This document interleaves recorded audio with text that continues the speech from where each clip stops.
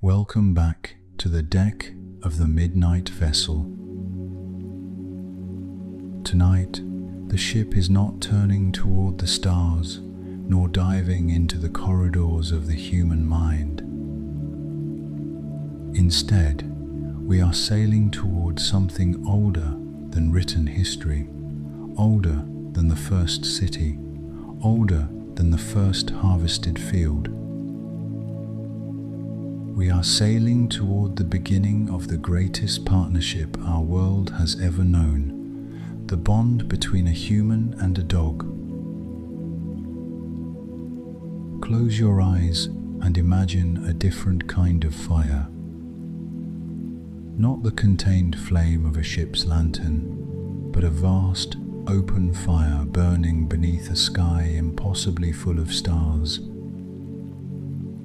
Around this fire, a small group of humans huddles against the cold of an ice age night. And at the very edge of the firelight, just beyond the circle of warmth, a pair of amber eyes watches them from the darkness. This scene, repeated across tens of thousands of years, is where our story begins. The dog was not always a dog. In its earliest form, our companion was a wolf, a highly intelligent, deeply social predator that shared the same landscapes, the same prey, and the same firelight as our ancestors. The most current genetic evidence suggests the split between wolves and the ancestors of modern dogs began somewhere between 15 and 40,000 years ago, during the last great ice age. How did it happen? There are two great theories on this. The first suggests our ancestors actively tamed wolf pups, selecting the gentlest and most cooperative. But the second, and perhaps more poetic theory, is that wolves domesticated themselves. The wolves, least afraid of humans, had access to a remarkable resource, the scraps and bones discarded at the edges of human camps. Those bold, curious animals ate better and survived in greater numbers. Their pups inherited that slightly reduced fear.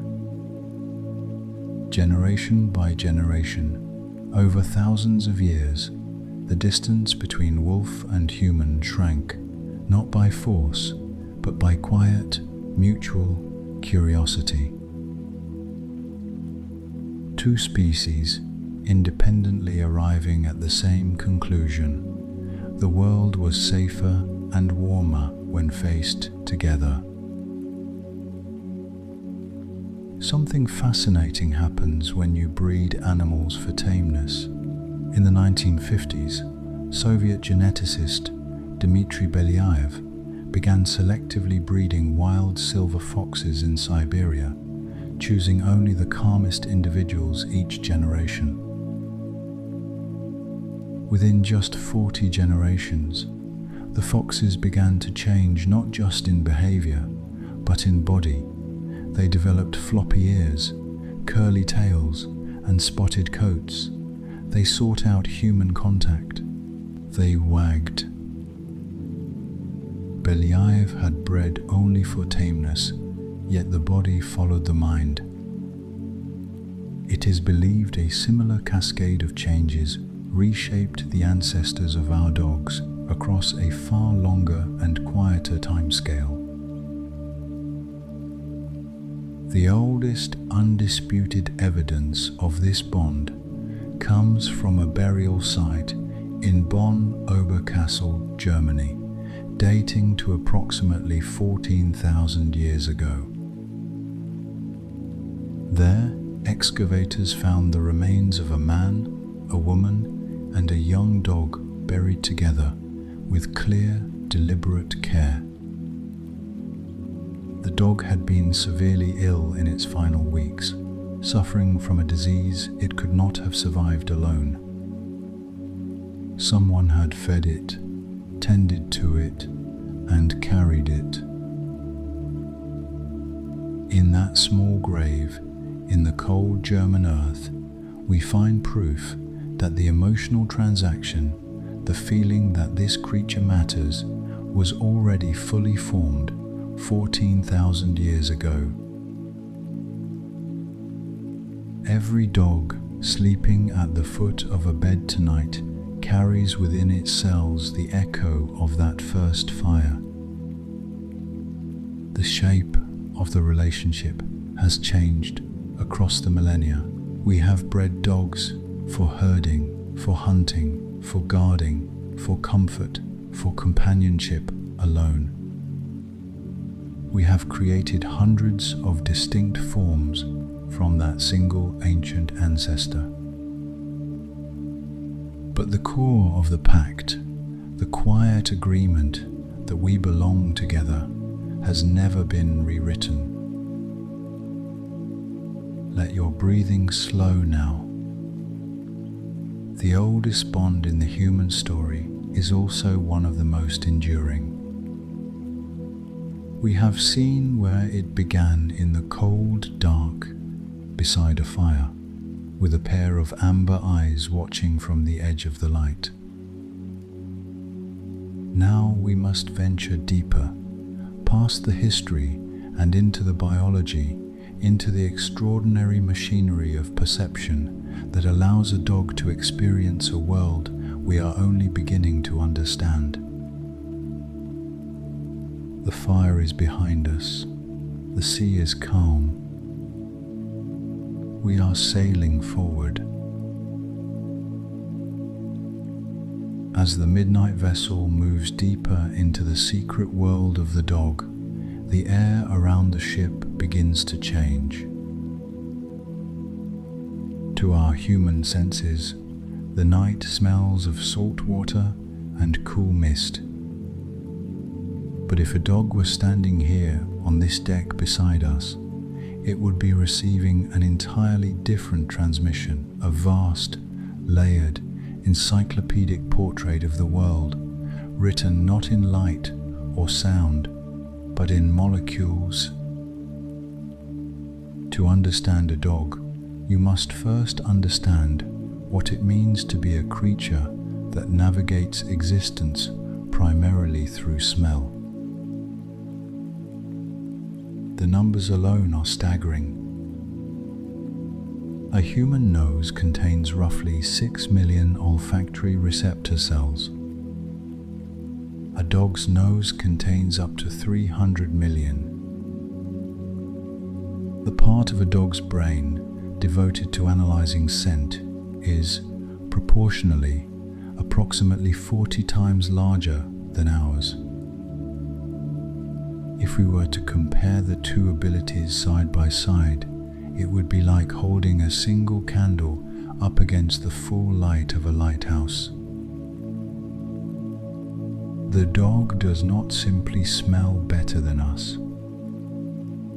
It smells in a way that is so fundamentally different, it is almost a separate sense entirely.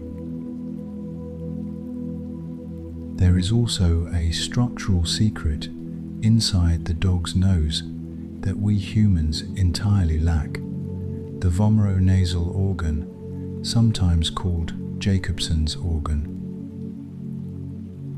While the main olfactory system detects ordinary environmental scents, the vomeronasal organ is dedicated to reading chemical signals, the invisible hormonal messages that other animals and people broadcast without ever knowing it. This is how a dog can detect fear, excitement, illness, or grief in a human being, even when that person is trying very hard to appear composed. The body does not lie to a dog. Its chemistry tells the truth. When a dog enters a room, it does not just smell what is currently there. It smells what was there hours ago, who visited, what they ate, how they felt, and in which direction they left. Dogs can detect certain human diseases, cancer, diabetes, Parkinson's, through scent alone, often before any clinical symptoms have appeared. Medical detection dogs have been documented identifying lung cancer with an accuracy above 90%. They are not magic. They are simply reading a language that was always present in the air around us, in a script too fine for our senses to parse. There is something deeply moving about this if you allow yourself to sit with it. Every time a dog presses its nose to your hand, it is not merely greeting you. It is reading you your health, your mood, where you have been, perhaps even the faint chemical trace of what you were feeling when you woke this morning. It is an act of profound attention, performed in a language of pure chemistry in a fraction of a second. The world a dog inhabits is therefore richer and stranger than we tend to imagine. While we experience the night as a visual darkness occasionally broken by light, a dog experiences it as a continuous, detailed, ever-shifting map of information. The rain does not obscure its world the way it obscures ours. Rain, to a dog, releases an entire library of scents from the earth below, activating molecules that have been waiting, dormant, for the water to set them free. What we call a rainy night, a dog calls a reading night. A dog can also detect the passage of time through scent. As the morning wears on, your scent on the furniture and floors gradually fades and disperses. Research suggests that dogs use this rate of dissipation as a kind of clock, understanding from the faintness of your trace approximately how long you have been gone, and therefore roughly when you might return. The dog waiting by the window is not simply waiting.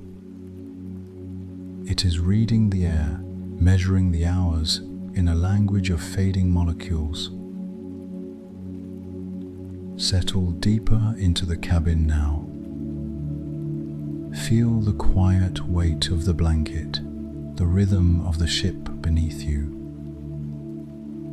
We have crossed the threshold of the dog's most powerful sense, a sense so vast and precise that it borders on a kind of poetry. But smell is only one thread in the tapestry of the dog's inner world. In the chamber ahead, the lights are dim and the deck is still, and we are moving toward another mystery, the one that happens when the dog itself drifts off to sleep. The sea carries us forward. The night deepens. The nose rests now, but deeper waters await. Let the sound of the ship carry you gently onward. The midnight vessel has entered its quietest passage yet. Outside the cabin window, the water is perfectly still, and somewhere on the deck, curled beside a coil of rope and the warm glow of a lantern, a dog is sleeping. Its legs are twitching, its breath is quick and shallow. Its eyes are moving beneath their closed lids. And the question that has followed humanity for as long as we have watched our dogs sleep is drifting through the air like wood smoke. What is it seeing? The science of animal sleep has advanced enormously in recent decades, and the evidence now strongly suggests that dogs do dream. Like humans, dogs cycle through distinct stages of sleep, including a phase of rapid eye movement sleep REM, the stage most associated with vivid dreaming in our own experience. During REM sleep, the dog's brain shows electrical activity patterns strikingly similar to those of a waking dog engaged in a task. The sleeping brain, it seems, is running a replay. Research at the Massachusetts Institute of Technology demonstrated that rats, while sleeping, reran the neural sequences of mazes they had navigated during the day in real time, as if rehearsing the journey in the dark theatre of sleep. There is strong reason to believe dogs do the same. The twitching paws are likely chasing, the soft whimpers are likely calling. The running legs are likely crossing a field that exists nowhere except in the perfect memory of a sleeping mind. Sleep in dogs, as in humans, is not a single uniform state. It is a layered architecture. The first stage is a light doze, the alert rest you see when a dog lies down, but its ears keep moving, tracking sounds in the room. Then comes slow wave sleep, a deeper stage where the body repairs itself, growth hormones are released, and the immune system does much of its quiet maintenance work. Finally, REM arrives, the vivid, active, dream-rich phase, where the brain processes the emotional residue of the day. Each cycle through these stages lasts roughly 20 minutes in a dog, compared to about 90 minutes in a human. Dogs therefore dream far more frequently than we do, though perhaps more briefly. Puppy dogs and senior dogs dream more than adult dogs in their prime. This mirrors what we know in humans, infants, and the elderly spend more time in REM sleep, likely because infants are processing an overwhelming flood of new information, while older brains are engaged in deeper consolidation of long-held memories. A sleeping puppy, twitching and whimpering beside you, may be processing its very first experiences, the texture of grass, the smell of the world, the faces of those it loves. There is a beautiful and somewhat humbling implication in all of this. When your dog sleeps beside you, it is not merely resting, it is reliving. The walk you took together this morning, the game in the garden, the moment you sat side by side in the evening quiet, these are being replayed in the sleeping mind, reinforced and stored. You are in there, somewhere, in the theatre of the dog's dreaming brain.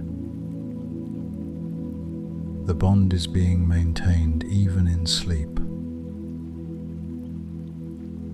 Scientists also note that dogs, like humans, show sleep needs that vary with age, health, and activity level.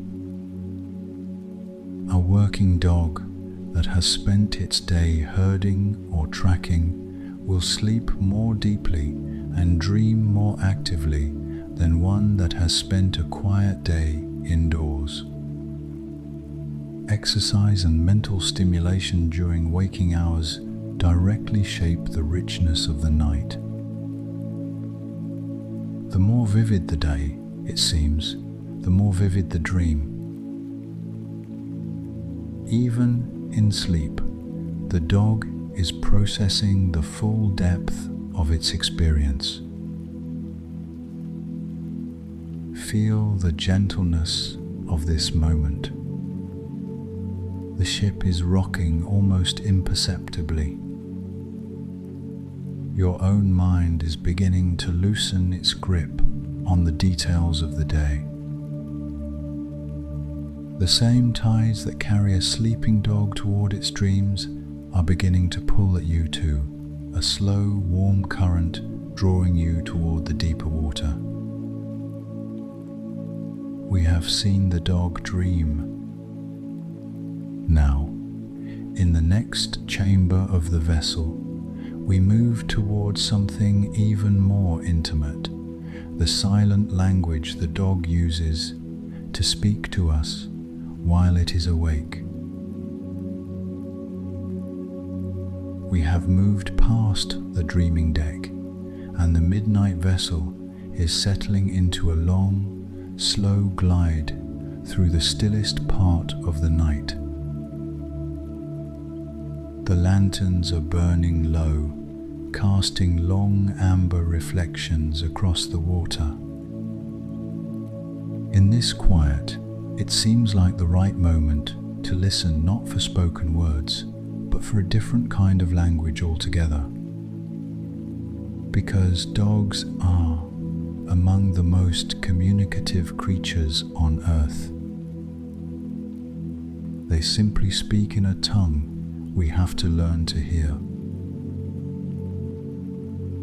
The most commonly misread signal in dogs is also the most visible, the tail. We are taught from childhood that a wagging tail means a happy dog. But the truth is considerably more nuanced. Research by Italian neuroscientist Giorgio Valortigara found that the direction of a wag carries specific meaning. A tail wagging with a bias to the right signals positive emotion, approach, safety, affection. A tail wagging with a bias to the left signals negative emotion, anxiety, threat, withdrawal.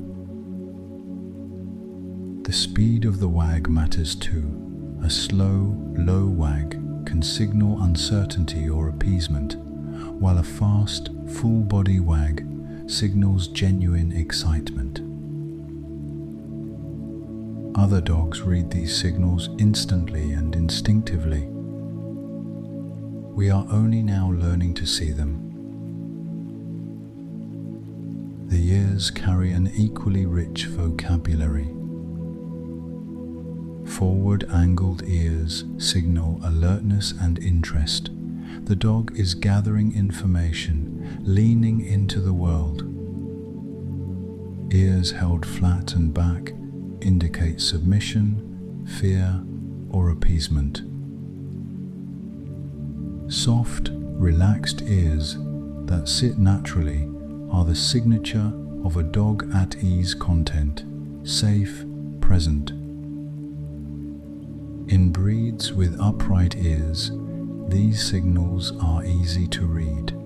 In floppy-eared breeds, the base of the ear still moves, and a practiced eye can learn to see it. But perhaps the most sophisticated channel of canine communication is the eyes. Dogs are unique among non-human animals in their ability to follow a human's gaze, to look where we look, to understand the direction of our attention. Even more remarkably, dogs have developed a set of facial muscles that wolves do not possess, the muscles that allow them to raise their inner brow, creating the wide, soft, appealing expression that humans find so irresistible. This expression mimics the look of a vulnerable human infant, triggering our caregiving instincts. It is not manipulation, it is co-evolution. Over thousands of years of living alongside us, the dog's face changed to speak more clearly to our hearts.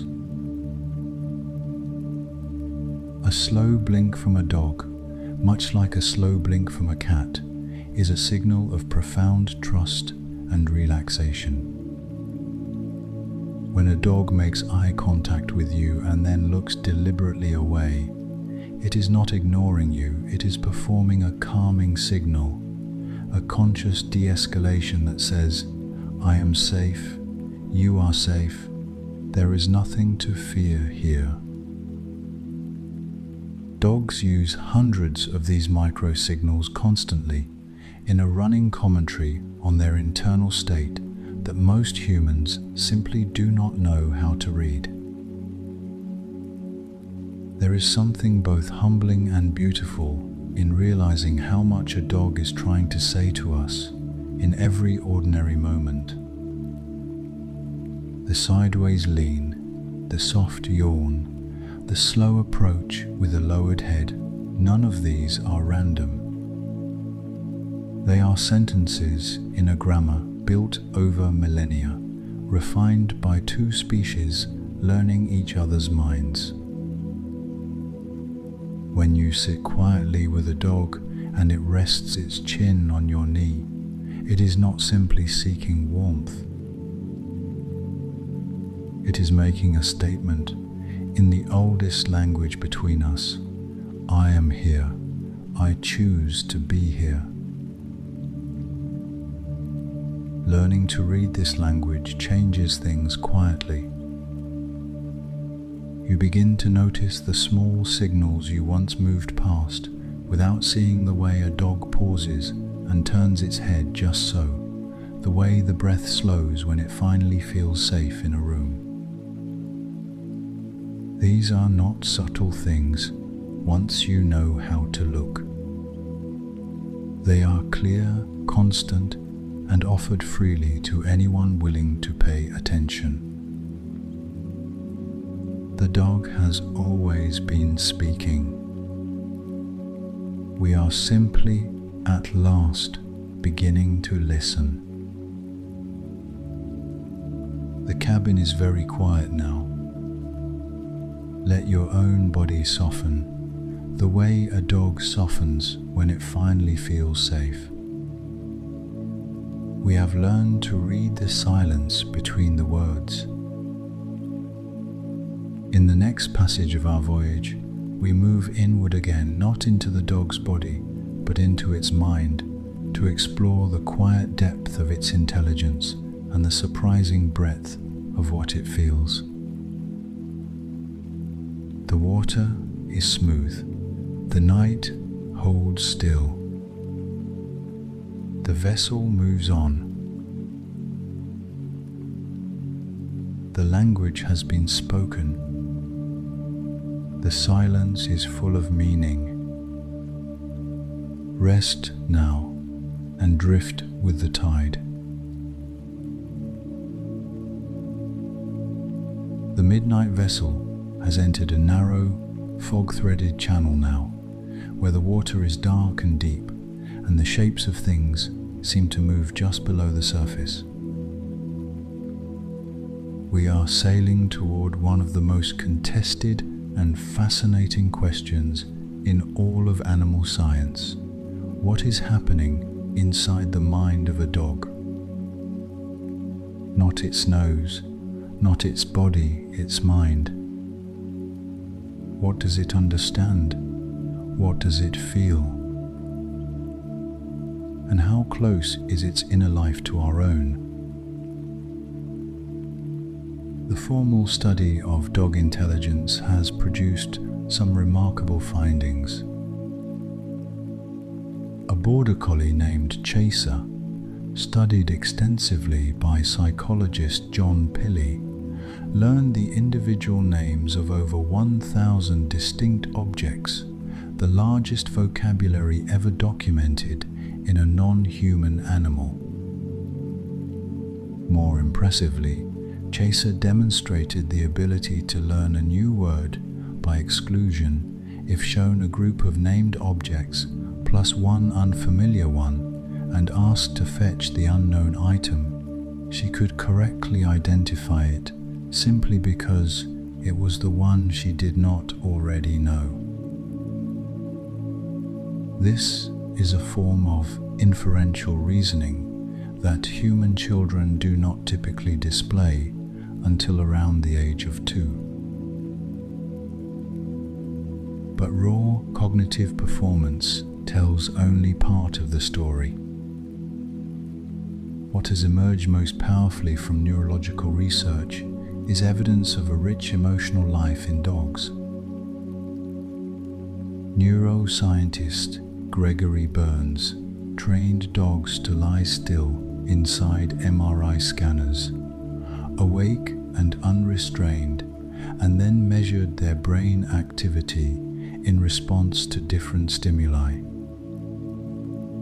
When dogs were shown the scent of their owner, a region called the caudate nucleus lit up consistently. This is the same region that activates in humans in response to things we love and anticipate with pleasure. The brain of the dog, it turns out, does not merely process its owner as a resource. It processes them the way we process the people we love. Dogs are also capable of a form of empathy that goes beyond simple mirroring. Studies have shown that when a person nearby is crying, dogs will approach them, not their own owner preferentially, but the person in distress. They make physical contact.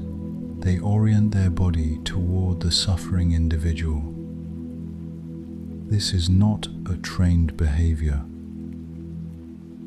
It appears to arise spontaneously, as if the dog is responding to emotional information it cannot ignore.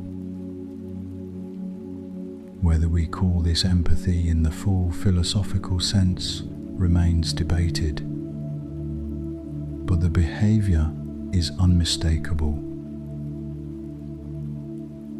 There is also evidence that dogs experience something resembling jealousy.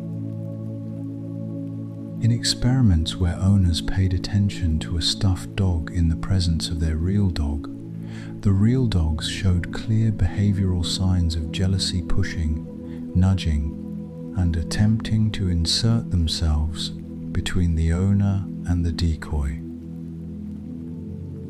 This is not mere competition for a resource. It is a response to perceived displacement in a relationship. The dog understands, on some level, that it has a bond and that the bond can be threatened. This is the quiet revolution in how we understand dogs. For centuries, we assumed that the richness we felt in their eyes was a projection of our own emotions, that we were seeing ourselves reflected back, not something genuinely present in them. The science increasingly suggests otherwise. The dog's inner life is not identical to ours, but it is not empty. It is warm and loyal and paying close attention. What dogs appear to lack is a sense of past and future in the abstract human sense, the ability to ruminate on yesterday or anxiously plan for tomorrow. What they possess instead is a profound and total occupation with the present moment. The dog is here fully, in a way that most humans struggle to achieve, even with years of practice. Its attention is not divided between what was and what might be. It is given entirely and without reservation to now. There is a kind of wisdom in that, quiet and unassuming, that we would do well to sit with. Feel the calm of these deep waters. The mind that watches you from the end of the bed, the mind that waits by the door, it is not a simple mechanism running on instinct alone. It is a thinking, feeling presence, shaped by millions of years of evolution and thousands of years of living in close proximity to your own kind. In the next chamber of the ship, we turn to the most direct and measurable expression of all that intelligence and loyalty, the profound effect a dog has on the body and mind of the human beside it. The fog is lifting. The channel is widening. We sail on. The midnight vessel has passed through the narrow channel and entered a warmer, wider stretch of water now. The fog has lifted. The stars are visible again, reflected in the surface below, as if the sea itself has become a sky. And on the deck, the air feels different, softer, somehow. Safer. This is the part of the voyage where science and feeling arrive at exactly the same place. The measurable effects of a dog's presence on the human body are, by now, thoroughly documented. When a person interacts with a dog, stroking its fur, making eye contact, simply sitting beside it, their body undergoes a measurable physiological shift. Cortisol, the primary stress hormone, decreases, blood pressure drops, heart rate slows. The nervous system moves out of its alert, defensive posture and into something quieter, something closer to rest. This is not metaphor, it is measurable, reproducible, and consistent across dozens of independent studies. At the center of this response is a hormone called oxytocin, sometimes called the bonding hormone or the love hormone. Oxytocin is released during moments of trust, physical closeness, and emotional connection. It is present when a mother holds her newborn child. It is present when two people who love each other embrace. And it is present measurably in both the human and the dog during a quiet moment of mutual gaze. The dog looks at you, you look at the dog. And in that exchange, both bodies release the chemistry of love. The therapeutic applications of this biological reality have grown significantly in recent decades. Therapy dogs visit hospitals, hospices, schools, and disaster relief zones around the world. Studies have documented their effect on patients recovering from surgery. Those with regular animal-assisted contact required lower doses of pain medication and showed faster rates of recovery. In psychiatric settings, the presence of a dog has been shown to reduce the frequency of crisis episodes in patients with severe anxiety disorders. In schools, dogs used in reading programs have been found to improve literacy rates in struggling children, who read more willingly and for longer periods when a dog is present and listening. The dog does not judge. It does not lose patience.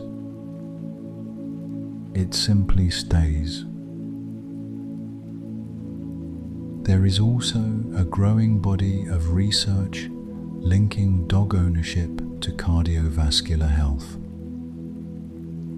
A large-scale Swedish study tracking over 3 million individuals found that dog owners had a significantly lower risk of dying from cardiovascular disease and a lower risk of death from all causes compared to non-owners. The effect was especially pronounced for people living alone. The dog, it seems, does not only make life feel more worth living, it measurably extends it. But perhaps the most quietly profound healing is not in hospitals or studies.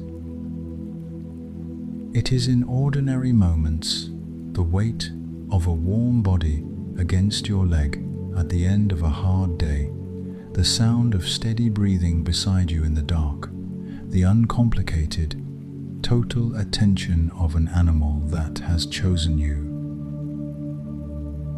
These moments bypass the thinking mind entirely. They reach something older and deeper, the part of us that simply needs to feel that we are not alone. The dog has always known how to reach that part. It is worth noting that the healing moves in both directions.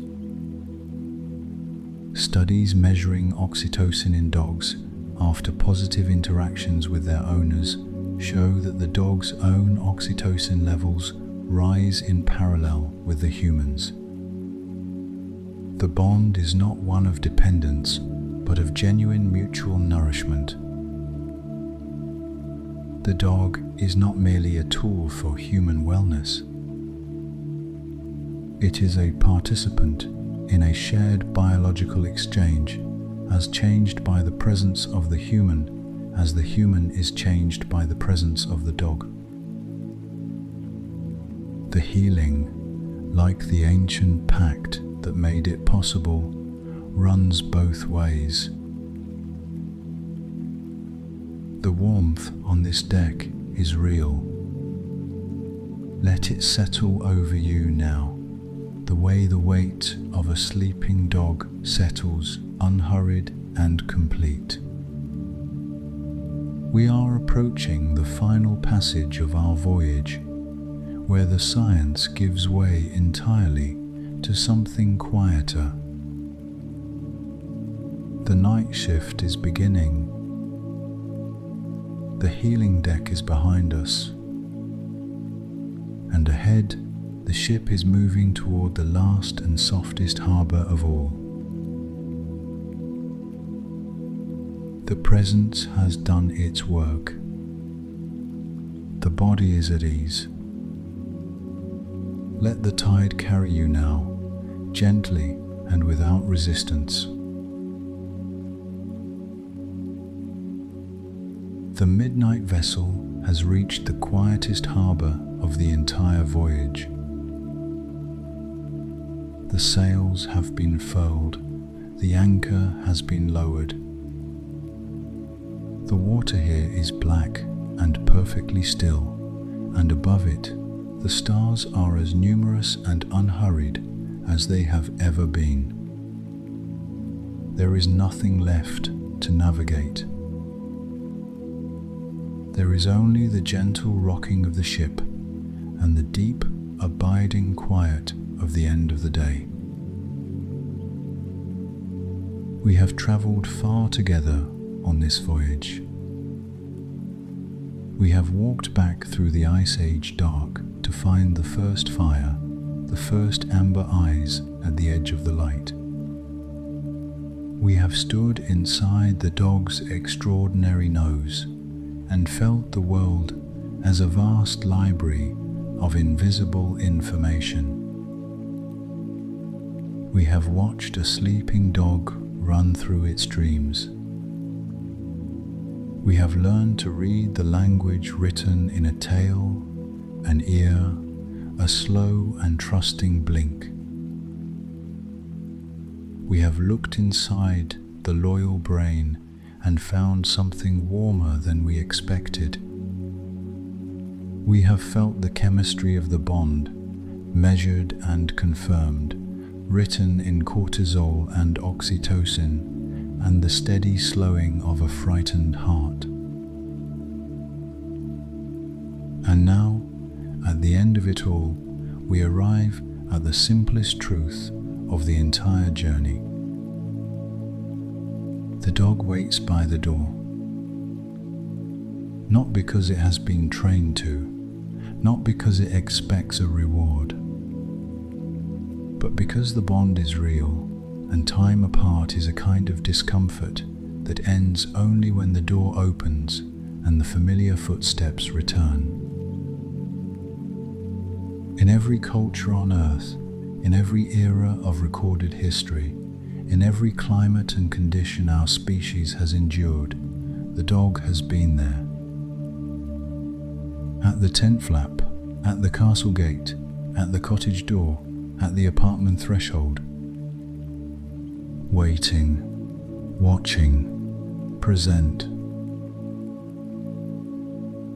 There is a story that has traveled across many cultures and centuries, the story of Hachiko, the Akita dog who met his owner at Shibuya Station in Tokyo every evening when the man returned from work.